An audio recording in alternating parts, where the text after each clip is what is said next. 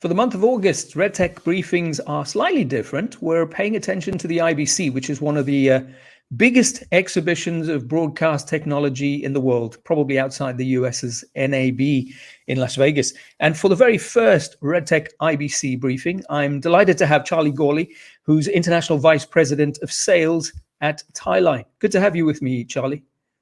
Good to be here with you today, Omar. Looking forward to IBC. It's been many years Of course. that we haven't been able to, press flesh to flesh, face to face. So it's good to have it all back again. And what are you showing this year? This year we're debuting the Gateway 4 IP audio codec. This will complement the Gateway range of codecs that we have. Essentially, it's an AIP edge device. So it can sit on the edge of your network and it can act as a media converter, where it can have incoming streams from Ravenna, Livewire Plus, WheatNet IP, AES67, or ST2110-30. So it's a very wide array of AIP standards to allow interoperability, and will enable you to connect multiple sites that typically can't be connected over these AIP standards. And is this brand new, or is it the first time it's being debuted at a show? Is that what is the background here? First time it's been debuted at IBC this year, and so we're also doing a firmware release for all of our Gateway codecs that will have Livewire Plus. So this is a new addition to the actual existing AOIP standards.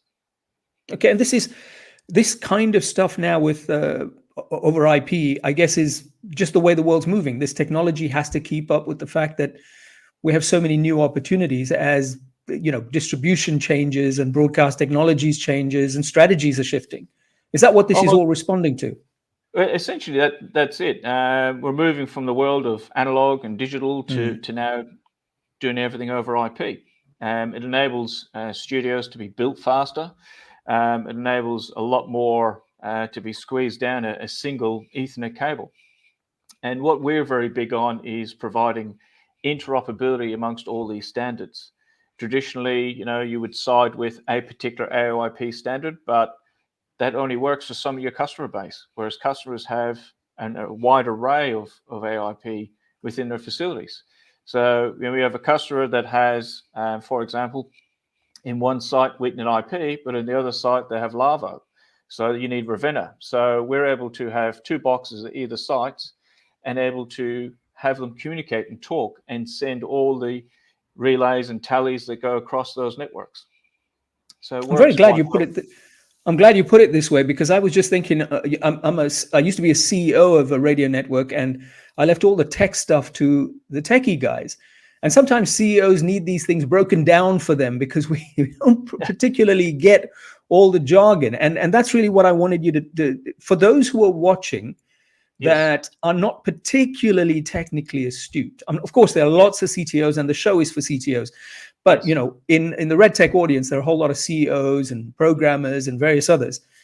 Breaking it down really helps. So talk about how that gateway as well, your new gateway debut, the models that you're putting out, how they create solutions for those of us who are not technically minded.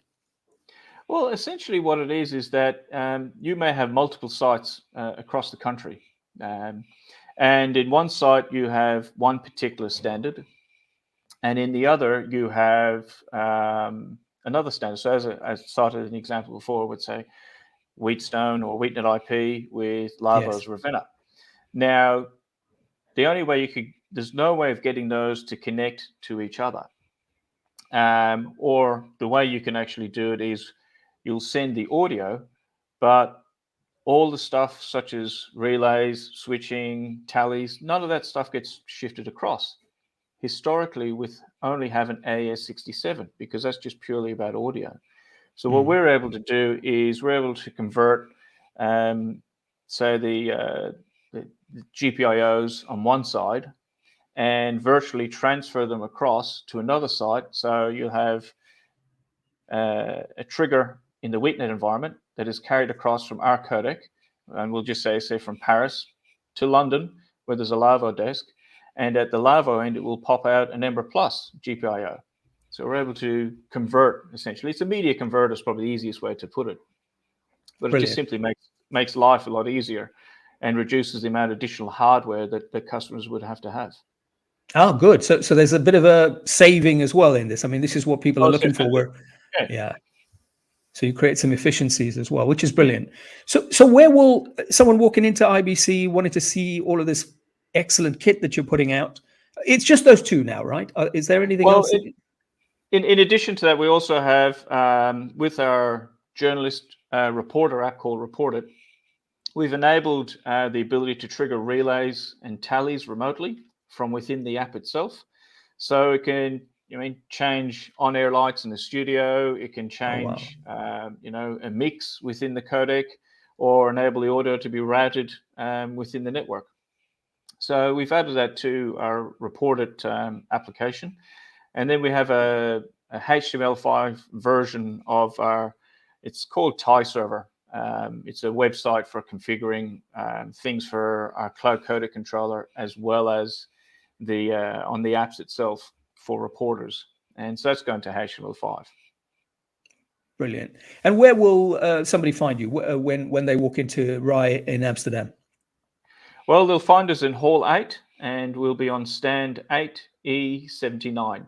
So as soon as you come up the stairs in the RAI into Hall 8, you'll turn left, and we'll be literally the third exhibitor on the left-hand side from the door. Pretty easy to find you, and you'll be waving to say hi. Yes, exactly. Waving, hopping around like a kangaroo, I guess. So ready to welcome everyone back again. That's brilliant. And what about if people are not coming to RAI? Because not everybody can make it, different reasons. Pandemic's still crazy in some parts of the world. People want to get there, but they can't get their visas, whatever. How else can they learn about some of this kit that you're talking about? Well, there's a variety of ways. First and foremost, it's visit our website. And as time progresses, we're always adding new videos about the functionality and features of our codecs, or the sort of how-tos. Or simply it could be an email to us, or pick up the phone and speak to myself, and we can discuss, the best solution that is required. That's brilliant. Charlie Gawley is Vice President International Sales at Tieline. Thank you for joining me for this special RedTech briefing at the IBC. Look forward to seeing you there. You too. Thanks, Omar. Look forward to it as well. Cheers.